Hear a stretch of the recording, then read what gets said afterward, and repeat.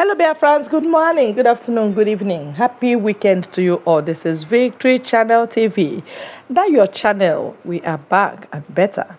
Yes, you heard Prime Minister yesterday when he was commending the legal team after the change of the Trecarus team.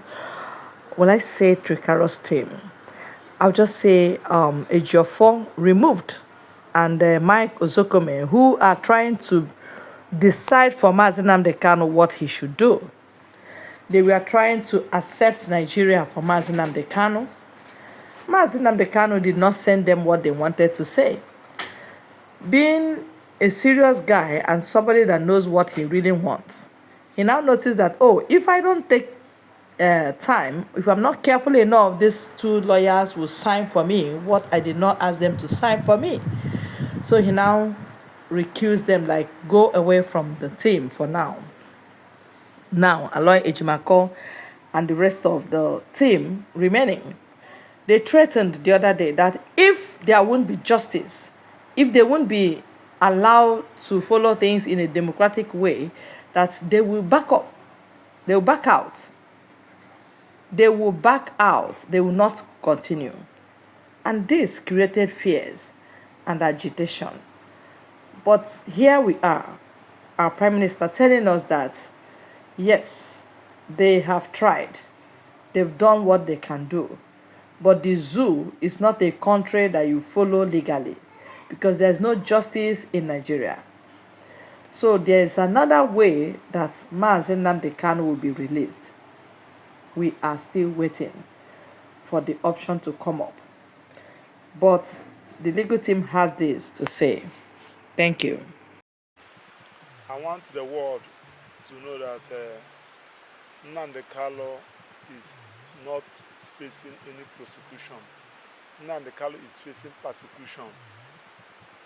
Persecution in the sense that since the history of law in Nigeria, it's well established that Nnamdi Kanu is the only defendant in the history of law in Nigeria that does not have adequate time and facility as provided by Section 36 of the Constitution, which gave an accused person right to have adequate time and facility to defend himself.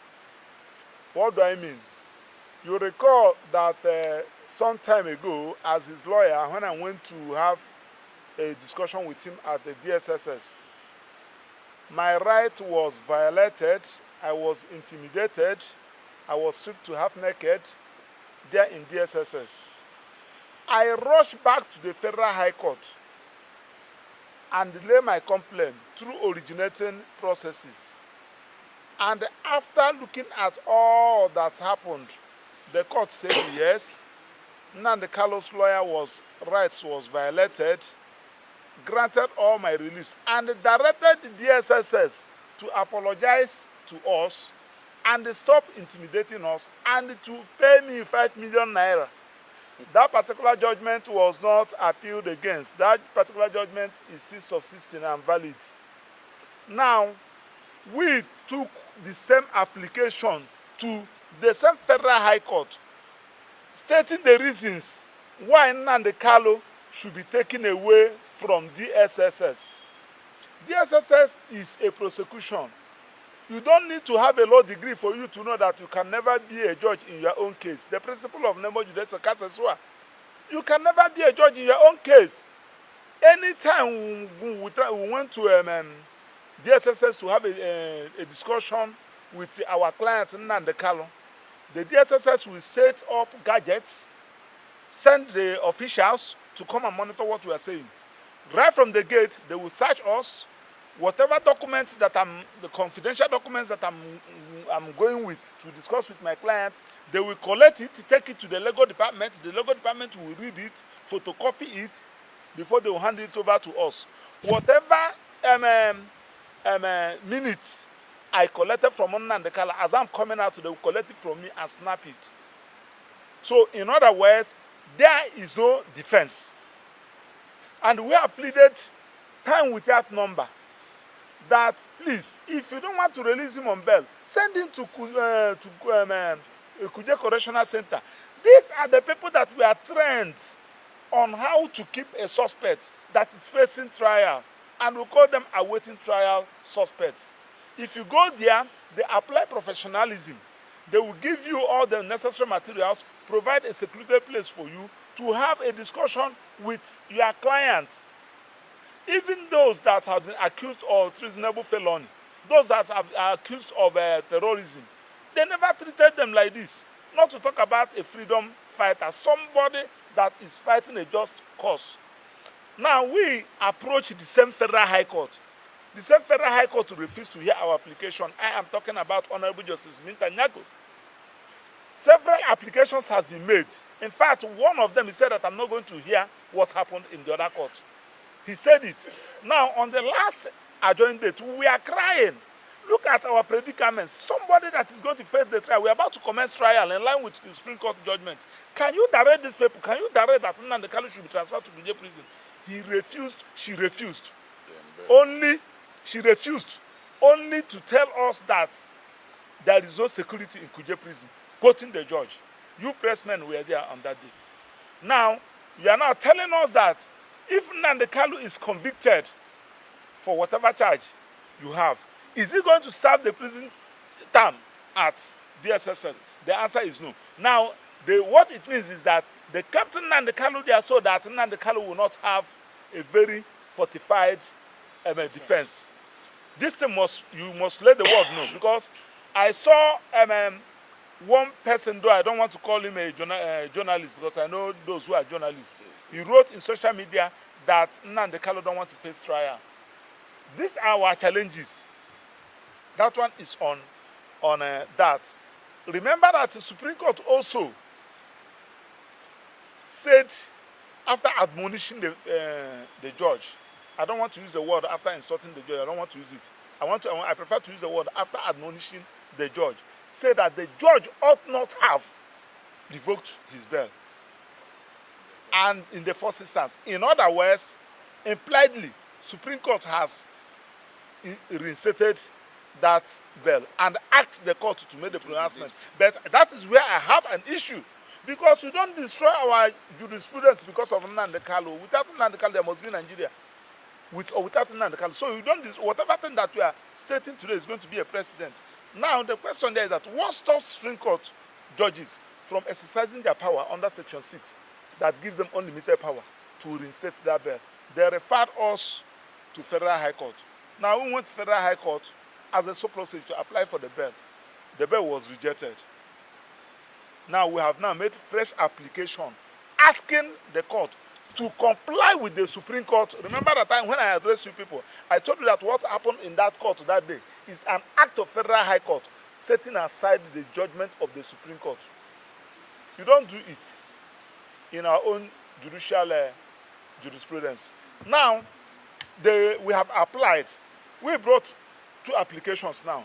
Either you reinstate that his bail, take him to Kuje prison, or send him to a private house for house arrest. You can take him to Abia State Government House. You can take him to Abia State Liaison Office. You can take him to Imo State Government House. You can take him to Imo State Liaison Office. If you feel that it is even comfortable for you, Madam George, please, then you can send him to your house so that you will be sure what we are talking about. Personally, and I have said it, and I have told Nnamdi Kanu, for the fact that you will be here, I have not prepared you for this trial, I, Maxwell Opera, will not come to defend you.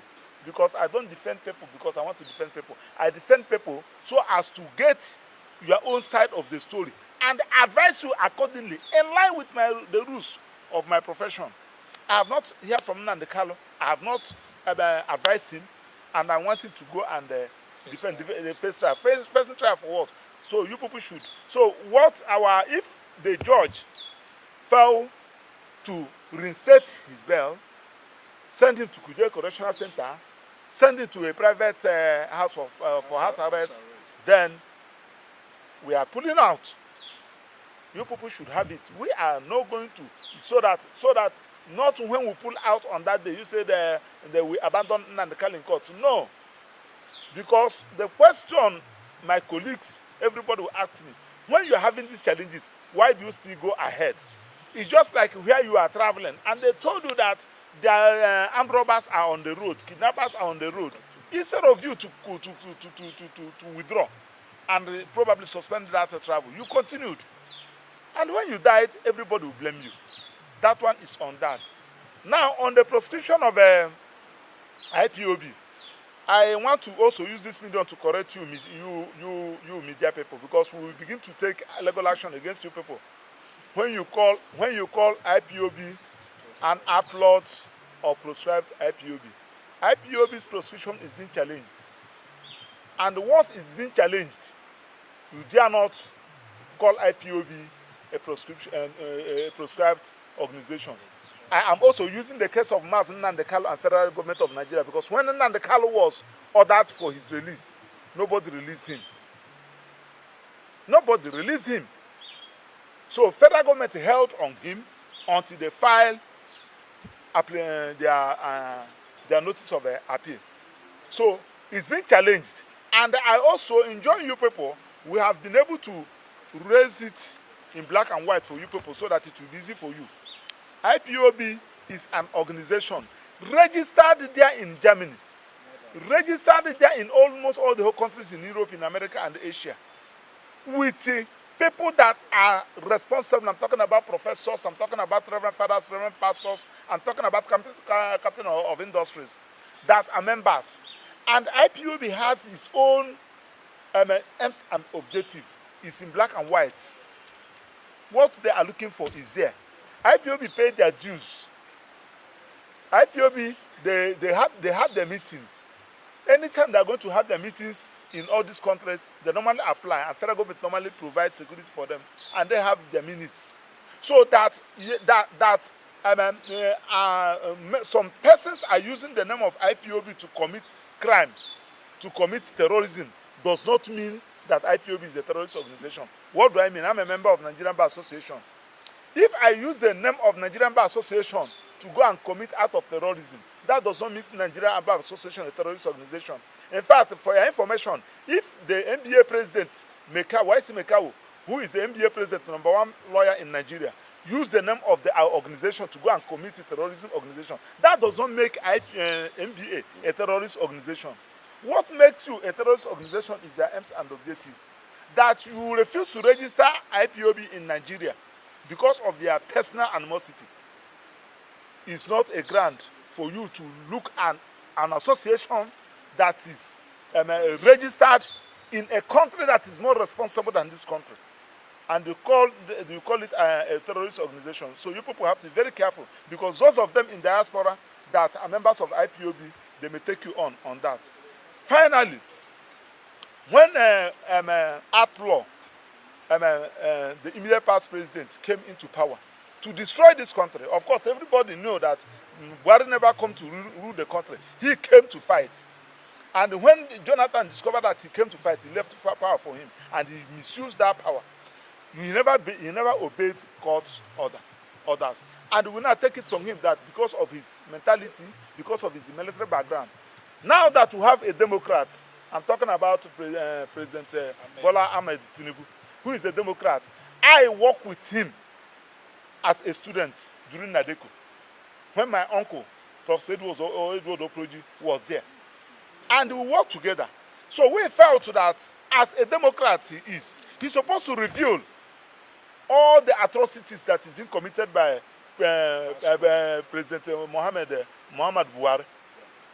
Then, now, instead of him going by his renewed hope agenda to reveal all this, and said, no, when you are calling an organization that is not a terrorist organization in your country, you are destroying the country.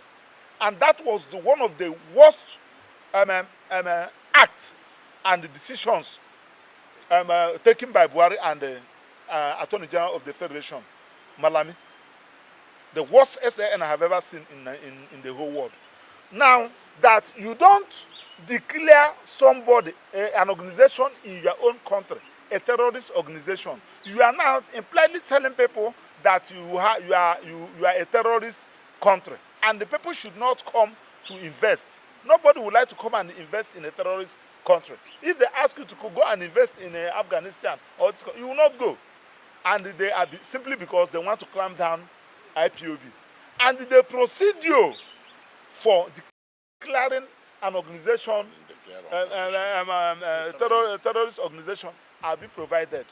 You did not declare Mieti Allah, herdsmen. You did not declare them terrorists. See now, IPOB that you know that never carried arms.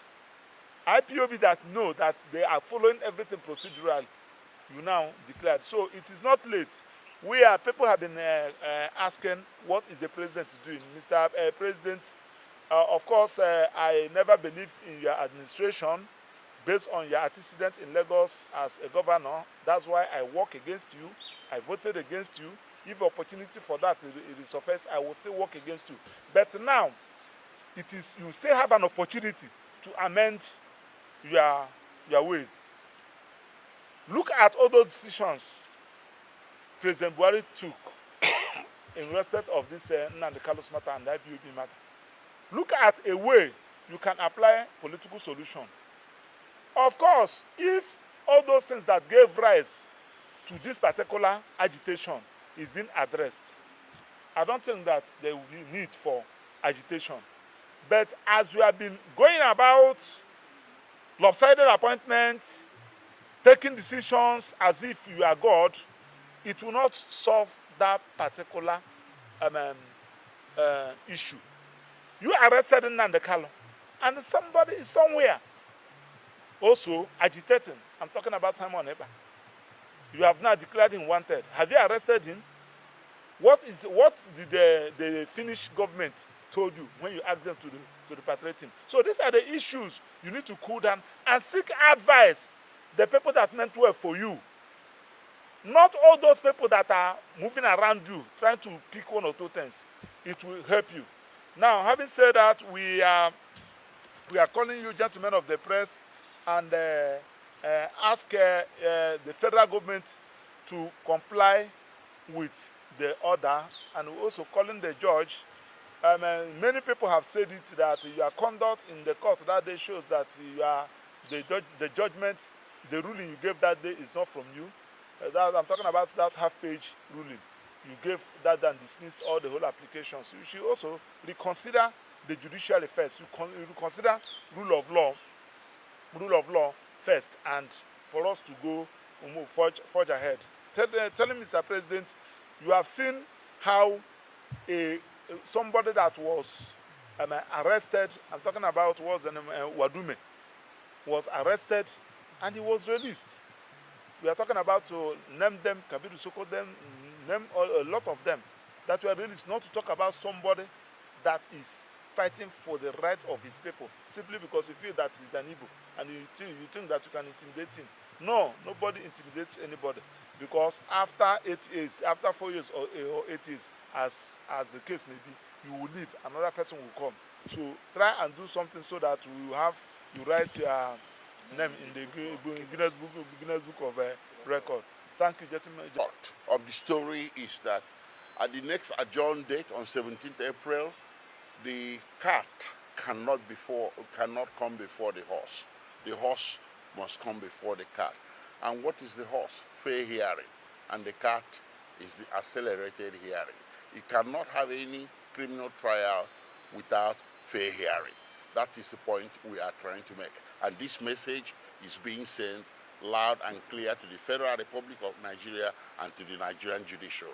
Thank you very much for coming, and you have a nice day. Go ahead. You that as we speak to you now, we have not been able to have a conference with our clients. That one is one. As a lawyer, my rules instructed me that for me to enter into a matter, I must have adequate conference with my client in line with the charges. Right. And my client, while having that conference with him, I will make sure that my client is mentally stable and calm for him to tell me the area to go and for me to advise him accordingly. That we never have had that opportunity. The reasons being that the prosecutor, the DSSS, one is frustrating our effort to that effect so that they can prove their matter without being challenged and Nnamdi Kanu will be convicted. And we are saying that if Nnamdi Kanu, that opportunity was not given to Nnamdi Kanu, how the opportunity be given to him? Send him to Kuje Correctional Center. We have our reasons. You have a reasons to keep him in a DSSS. The reason that only you know. But we have our reasons. Where you, the court, has even confirmed that what we are saying is true. But going by the case of DSSS and Maxwell Opera. And we are now telling you that we cannot, either you transfer him to Kuje Correctional Center or you release him on bail. That's then you reinstated his bail as directed by the Supreme Court, or you send him to a private house for house arrest. And I gave instances: Abia State Government House, Imo State Government House, Enugu State Government House, any place that is you are decent, or liaison offices, or alternatively, because the judge can do anything under Section 6, you can remind him in your house. What we need is a place that will be free. He will look around. He will not be afraid of saying anything. He will be free to give us whatever thing. Because here you said A, and you said, is it true that you do this one? He said yes. You said, okay, we are not going to defend you on this one. You can plead guilty on this. I don't know whether you're getting what I'm saying. If so, we'll be able to advise him. That we have not done. And I'm telling you that if by the next adjourned date our applications are in, and they work with the prosecution and refuse that application, I said I don't know of others, cannot go into that trial because it is against the rules of my professional ethics. Because if anything happened, I'll be held liable because you are not prepared for trial and you put your client on a trial. And I gave you instances. You are a driver. I will speak briefly on the issue of the rendition of Nnamdi Kanu from Kenya to Nigeria. We are all aware that Nnamdi Kanu, after the attack on him by the military of the Nigerian government, had to flee Nigeria for his life to Kenya. Unfortunately, in that attack in his hometown at Afaruku, so many people were murdered by the Nigerian military. Not less than 28 persons died on that particular day in the hands of the Nigerian military. And these are young men and women who had no arms on them, who were in a private compound of the late chief of Afaruku. After the attack on the property, killing people, the occupants, including Nnamdi Kanu, his parents, that's the traditional ruler of Afaruku and the wife, had to flee, amongst other persons that managed to escape. But like we are saying, 28 persons died on that particular day. After that day, so many other people died, including the parents of Nnamdi Kanu. And this is as a result of the injuries, the shock that was inflicted on them by the Nigerian military that attacked the compound of Nnamdi Kanu.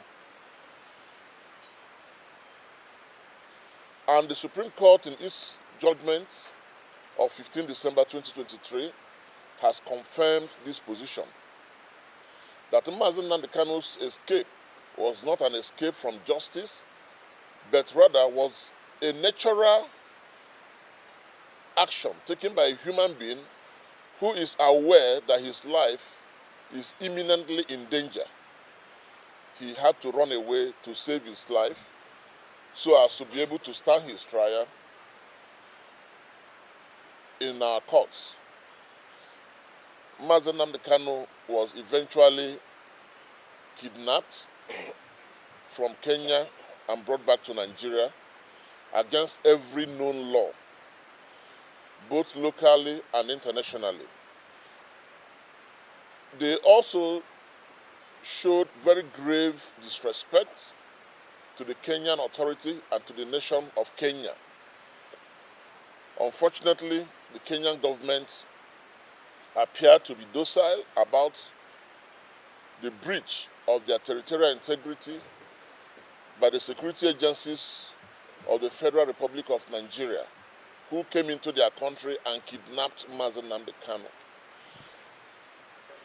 We strongly believe, just as the Supreme Court has also upheld, that what transpired in Kenya was an international crime.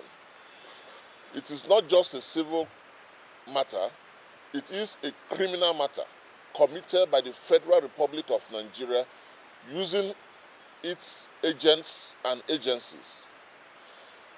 The federal government of the Federal Republic of Nigeria, if it was a human being like myself and my colleagues here, ought by now to be in prison.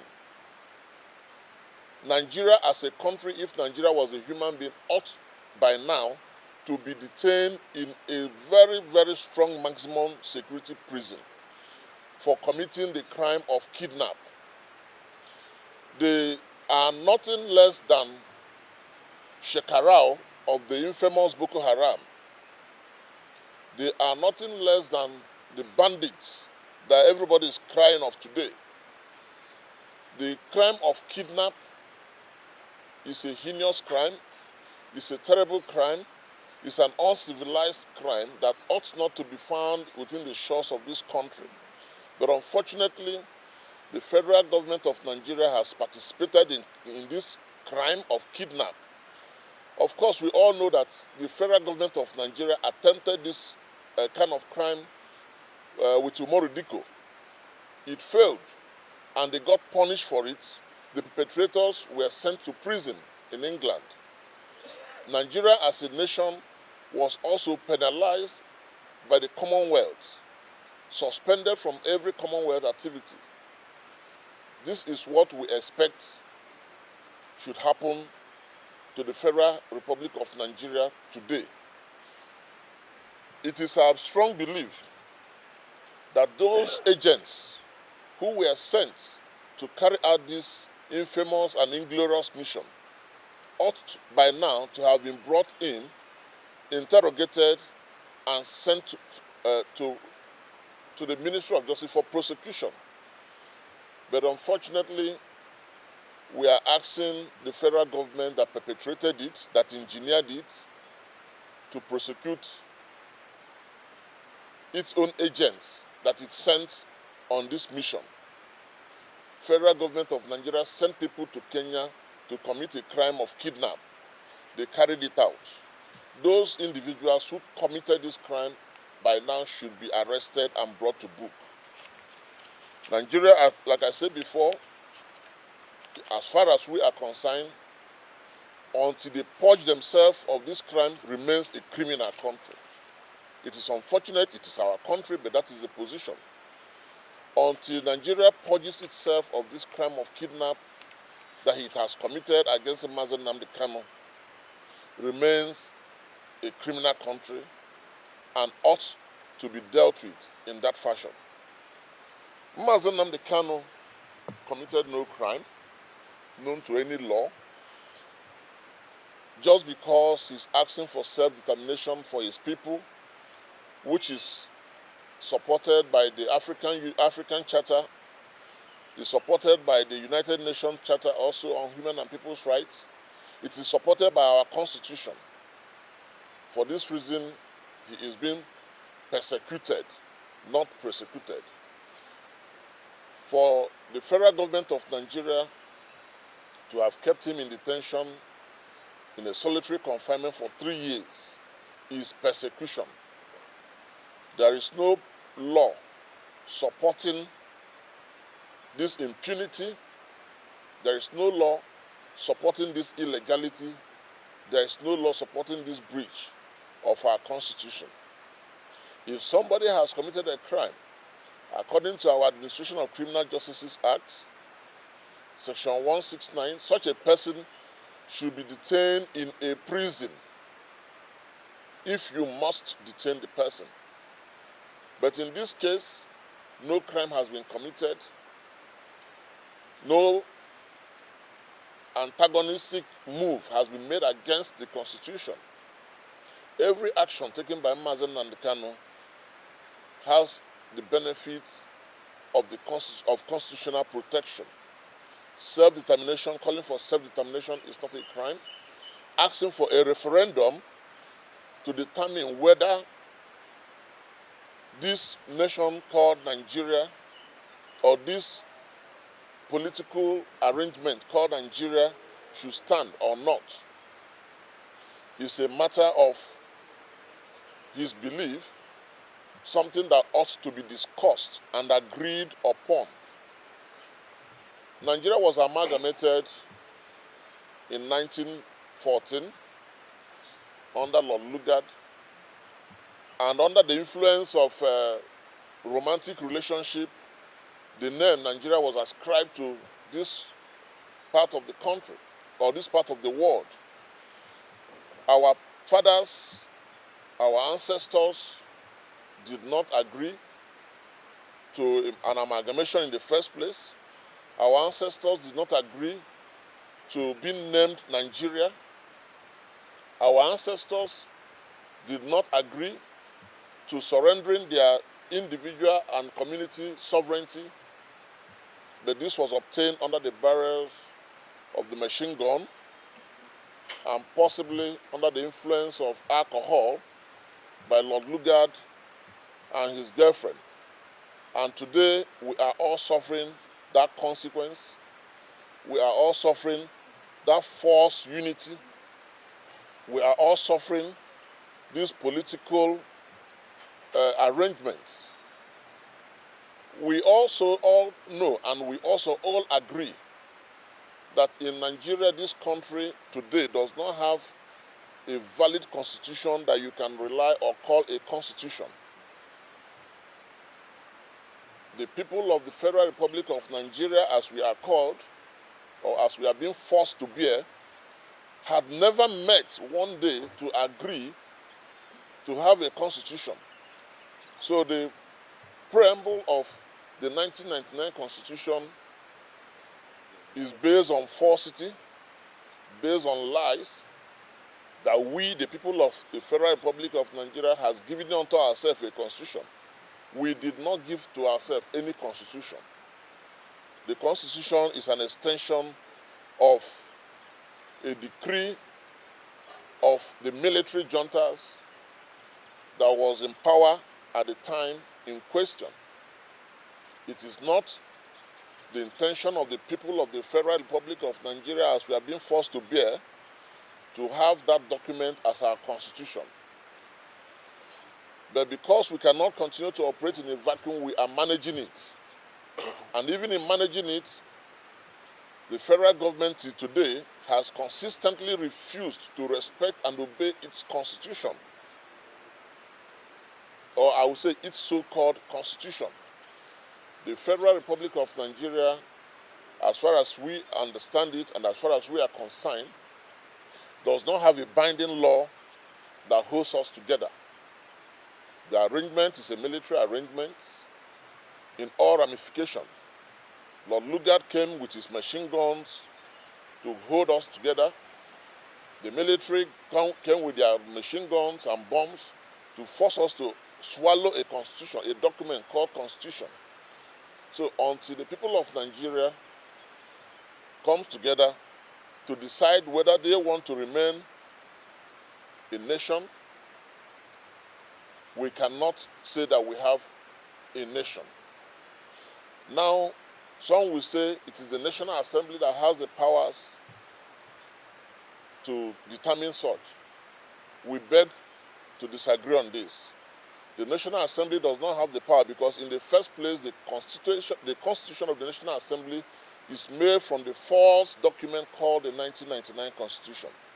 You cannot place something on nothing and expect it to stand. You cannot you cannot build a mansion on lies. The people of Nigeria today did not sit at any time to have a constitution. A decree, a military decree was made, and we were forced to take it and adopt it and accept it as our constitution. But ordinarily, I was not represented. People from my community were never represented in that constitution-making process. And I'm sure even members no flex the common position of all the lawyers here, the position of the MNK legal team. This legal team is not going to be part of the travesty of justice that is being cooked in the pot.